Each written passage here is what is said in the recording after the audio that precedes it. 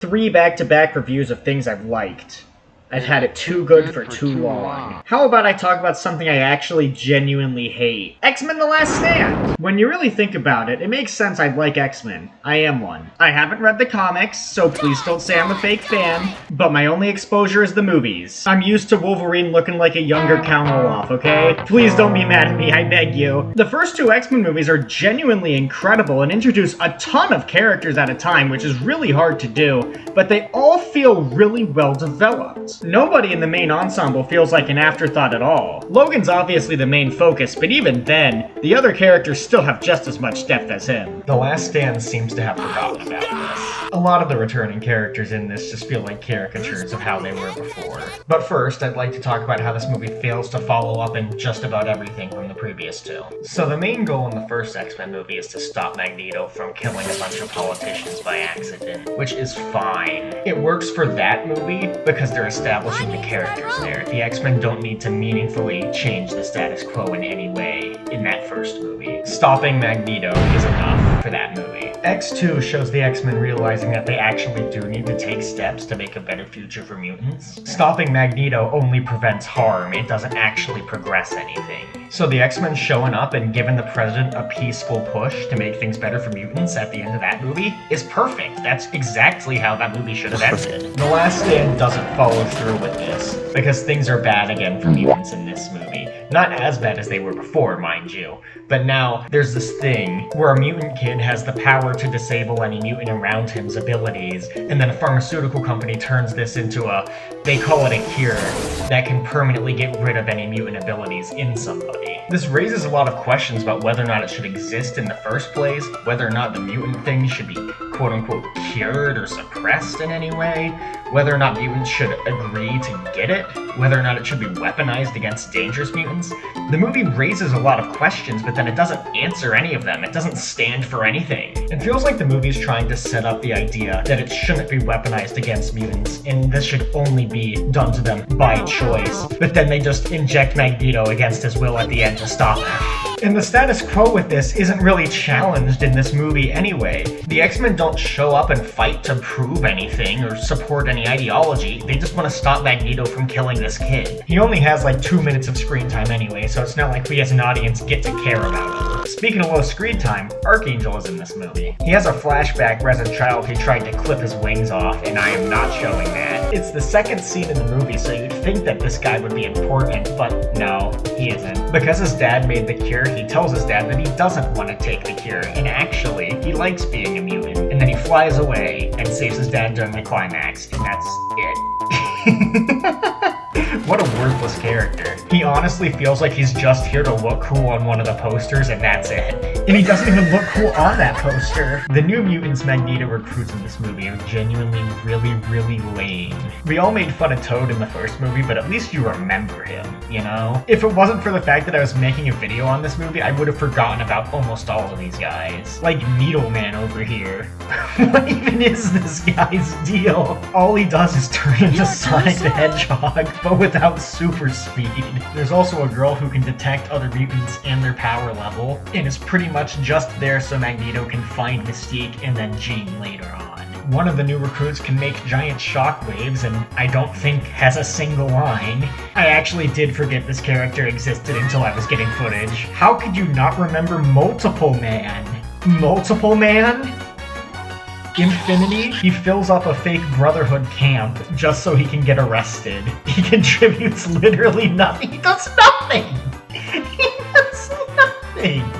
You could literally cut that scene out of the movie and nothing would change. The only memorable Magneto henchman in this movie is, of course, Juggernaut, bitch!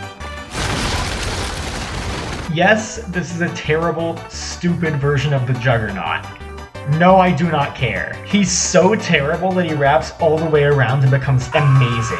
Everything about him is so dumb, it's perfect. Like how he runs like he's trying to hold it in.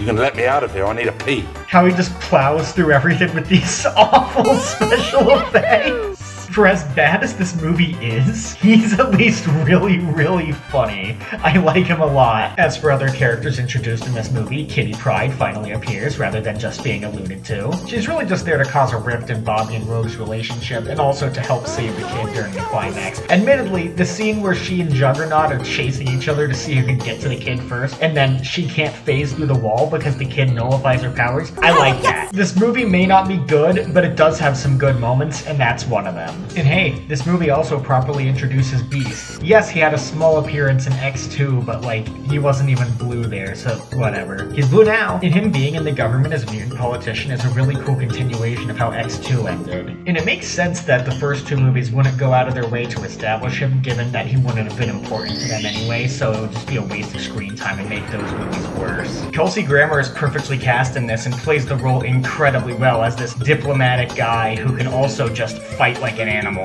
And we're gonna try to make a better future for mutants. It makes total sense that he'd be as outraged as he is about the cure being weaponized against them. But unfortunately, that's a little shot down by the fact that he's the one who injects Magneto at the end. Oops. Still, a more than worthy addition to the cast, and I'm glad he appeared in the other movies after this. It goes without saying, but the makeup's really impressive. These movies just have really impressive makeup in general, and they're really good at turning people blue. That they keep doing that. I don't know why. It's always blue. And since we're on the subject of blue people, let's start talking about the returning characters. Started with Nightcrawler. Why do you care? You're not going. Yeah, he's just straight up not in this movie, which is so weird considering he was one of the main characters of X2. Alan Cumming didn't want to come back because of the long and extensive makeup process, which is understandable. He was gonna have a much smaller role anyway, so it makes sense to not want to go through that process again, just for that. But there is another reason why Nightcrawler didn't return, and it's a lot dumber. So this is where the film's troubled production is gonna start being relevant. The process wasn't nearly as smooth as it was before, and the director of X1 and X2, Bryan Singer, got tired of waiting and left to go direct Superman Returns. Bryan Singer is a terrible person, and I hope everybody watching this video is mature enough to understand that separating the art from the artist is a thing. I'm here to review a movie, so I'm not going to go into detail about him. The replacement director was Brett Ratner, who's also a bad person. And here comes the stupid reason why Nightcrawler isn't in the movie. Brett Ratner thought that X2 portrayed him too well. What? Another part of this obvious troubled production, I mean, the movie screams that it's a troubled production as you're watching it, but another way that showcases how Rogue is written in this movie. So obviously she's intrigued by the cure because she wants to be able to go into physical contact with people, but then the movie has it that she only wants to get it because she thinks Bobby's cheating on her with Kitty. The conversation she has with Logan about how it's her choice, and Logan says that he just hopes that she's not doing it for Bobby, is really nice. I'm not your father. I'm your friend. So then at the end of the movie, she just shows up, having gotten it, and says that she did it for herself and not for Bobby, even though she did it because of Bobby. The movie didn't have time to give her a character arc about realizing she wanted to do it for her own benefit, so it just gives her one off screen. Storm takes charge and becomes the new leader of the X-Men in this movie because... well, we'll get to them later. But unfortunately, she doesn't really do anything interesting or memorable. Mystique still feels like herself for most of the part of the movie that she's in, but she's unfortunately cut out of it. After she gets shot with the bullets that turn her human, she's pretty much kicked out of the movie. The only thing she does afterwards is try to report Magneto, but then that turns out to be the camp Multiple Man is staying at. I don't even really buy that she'd actively sabotage the Brotherhood of Mutants, even after what Magneto did to her. Obviously she'd be mad about what he did, but would she betray the cause? I don't really think so. And with that, I can't address any of the other characters without addressing the Phoenix in the room. Yeah, so the mutant cure isn't this movie's only plot. As if fumbling one story wasn't enough, Jean now returns as the Phoenix, which was actually set up at the end of X2 with the outline of the Phoenix appearing at Alkali Lake. If you think the movie having two separate plots is dumb, don't worry, they converge. Like oil and water, but they converge. So Scott keeps hearing Jean's voice in his head, so he goes to Alkali Lake and finds her, and then she kills him off screen. What? I'm not going to use this clip a third time in the video, but trust me, I could. I absolutely could. Xavier explains to Logan that Jean's powers are so powerful that they can take control of her and make her run on pure instinct and just kill everything in her path, with this alternate identity being called the Phoenix, of course. And despite the fact that the mental guardrails that Xavier put up to stop the Phoenix from coming out are gone, and the fact that Scott's visor was found at the scene she was at, but not Scott himself, neither Xavier or Logan put together that she killed Scott until Logan frees Jean and she tries to kill him. There's an admittedly pretty cool set piece later in the movie where she lifts up her entire childhood home, but unfortunately this is also the scene where Eric convinces Jean that Charles is trying to control her and then she kills Charles. What did you think was going to happen when you're dealing with an uncontrollable killing power? And then Jean just stands around and does nothing for the rest of the movie until after Magneto gets injected, and then she just starts blowing everyone up, including Needleman. Stricken with guilt for everybody's deaths, Logan slowly approaches her using his healing ability to undo the damage that she does to him. He tells her how much he loves her, and then the real Jean asks him to save her, so he stabs her and kills her. And that's the end of that plot, which has almost nothing to do with the other one. Obviously, I have no issue with Jean acting differently than she did before because she's a completely different character in this one, you know? Speaking of being a completely different character, Logan! And also speaking of completely different characters, I actually have a friend who wanted to take over and talk about Logan for this section. So, welcome Evil Spirit Gaming. Hey y'all. So Wolverine in X-Men 3 isn't as bad as its own dedicated movie, but he still fucking sucks. Most notably the scene with Xavier. Wolverine has acted out before, like against someone that he actually likes, but against someone that he trusted so much and works for on like a daily basis, especially someone who knows so much about mutants and their history, I don't think Wolverine would act out like this. Also, why does Wolverine act like he knew Jean longer? Like, clearly he doesn't. Not only that, but Logan is really dumb for letting Jean out of her bed after already knowing that what she is capable of. Also, remember, in X-Men 2, X-Men United, Logan got over Jean, realizing that he can't have her. And at this point in the movie, Logan doesn't know that Cyclops is dead, so there's no reason for him to be acting like this. One last thing before I move on, letting Jean out of bed was really dangerous, and Wolverine knew that. Because when Charles told him all that, it wasn't that Logan didn't believe him. He just didn't like Charles' execution of how he went about it. Which, yeah, Wolverine wouldn't like that, but still, the argument stands. Wolverine should have never let Jean out of bed at all. It gets worse from here, though. Because of Wolverine's actions, he got Charles killed and gave Magneto probably the worst trump card imaginable. It's like giving a bank robber a grenade. Also, Wolverine's action scenes are not that good in this movie. Long gone are the days of the X2 X-Mansion fight. Also, he takes away Storm's star power by assembling the X-Men himself, even though Charles said that she should lead the X-Men. It's stupid. I do have to give praise, though, that Wolverine and Rogue's friendship is still intact from X-Men. The scene is really sweet.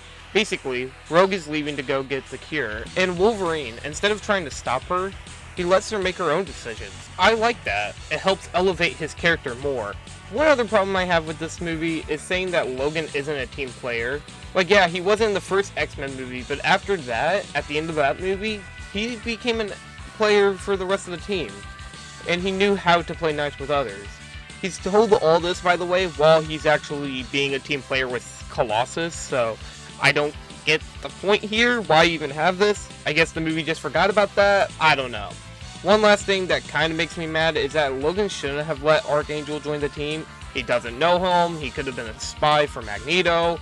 Like, genuinely, I don't think Archangel should have been in this movie at all because he sucks, but whatever.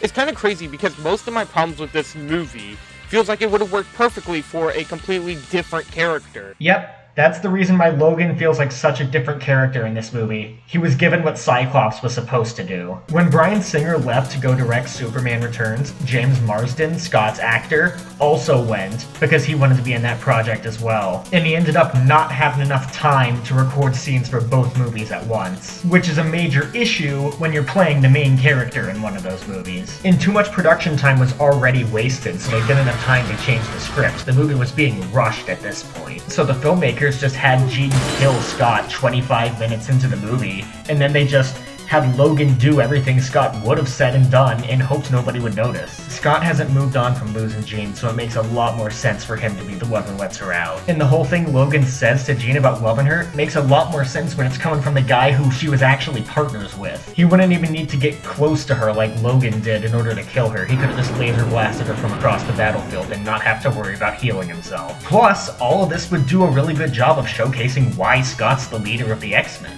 Scott literally dies unceremoniously and has his script stolen by another character, and yet he's still not even the person handled worse by this movie. Time to talk about Magneto. Gone is the complex, tragic character from before. Now he's just a Saturday morning cartoon villain. He warns of an upcoming mutant genocide with the cure, but then he just sends a bunch of mutants in as cannon fodder. In chess, the pawns go first. As I said earlier, he gets Charles killed and then doesn't seem beaten up about it later. His friend of several decades died in front of his eyes, and it's his fault, and he just doesn't care. He only acknowledges this afterward when talking to Pyro, where he says that he regrets the fact that He had to die for our dream to live. But like, no, you didn't have to tell Jean that Charles wanted to give her the cure. And even then, what did you expect to happen afterward? Look, he still has some cool moments in this movie, like this, or when he lifts the entire Golden Gate Bridge. Well, okay, it would be cool if he didn't say this. Charles always wanted to build bridges. The no hype moments in Aura can make up for what he does to Mystique in this movie. This is the worst scene in the movie. It's not a competition. Mystique literally saves his life by tanking a bullet for him, and then it turns her into a human, and then afterwards he abandons her for not being a mutant anymore. What the fuck? She's been his loyal partner in crime for years, and he just does this? It gets even worse after you've seen First Class, where it's revealed they've known each other for decades and he was the person who helped her be comfortable with who she is. He just leaves as if that didn't mean anything. It's a shame. She was so beautiful. Even if the two of them never cared about each other, which obviously isn't true, but even if the two of them never cared about each other, you'd still think he'd keep her around purely because he warned about the mutant genocide, right? She would be the perfect spokesperson about what's happening. This is the scene that made me realize how invested I actually was in these movies and characters. I didn't know what I had until it was gone. And I guess I don't have much else to say about this movie. Oh my god, wait, no, I just remembered that the ending scene shows that Magneto's powers are coming back, so the cure is useless, and also that Charles is still alive in the post-credit scene. He survived this, apparently. They couldn't even stand by what they did. Thankfully, it didn't ruin the franchise. Other good movies came out after this one, with Days of Future Past even making it so that this movie never happened once Wolverine changes the timeline. The movie that came out directly after Last Stand was Origins Wolverine, and that actually is the worst movie in this series. It's genuinely unwatchable and completely nauseating to sit through. Come on, bub, for old time's sake, huh? Did you just call me Blob? You'd think that Fox would have learned from this movie to not do the Phoenix storyline, but then they actually tried it again with X-Men Dark Phoenix, and that movie's even worse than this one is as well. And there's even a third X-Men movie which is worse than this one, which is New Mutants, basically a backdoor pilot that never went anywhere. It's really boring. The reason why Last Stand stands out so much, though, is because it's coming off the heels of two really good movies that came out before it. It may not even be in the top 3 worst X-Men movies, but it is the first bad X-Men movie that came out. And while it didn't destroy the franchise, it was a bad ending to a really good trilogy. It makes you feel stupid for ever liking these characters, so it is insulting, to say the least. That's the best word I can use to describe it.